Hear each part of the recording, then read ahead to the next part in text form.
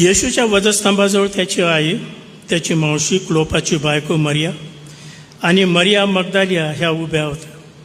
मग येशूने आपल्या आईला व ज्या शिष्यावर त्याची प्रीती होती त्याला जवळ उभे राहिलेले पाहून आईला म्हटले, बाई पहा, हा तुझा पुत्र. मग त्याने शिष्याला म्हटले, पहा, ही तुझी आई.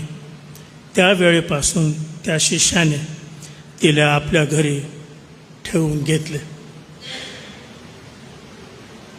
या ठिकाणी आपण पाहतो की त्या वधस्तंभावर भयंकर यातना सोसत असताना शारीरिक यातना, मानसिक यातना आणि आध्यात्मिक यातना, सर्व जगाच्या पापाच्या ओझ्यामुळे त्याच्यावर जो होता हे सर्व सोसत असताना तो आपल्या आईला विसरला नाही.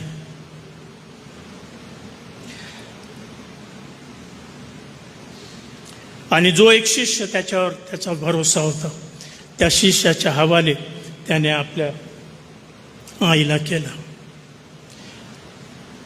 त्याची जगिक आई या नात्याने त्याने त्याची पूर्ण जबाबदारी पार पाडली.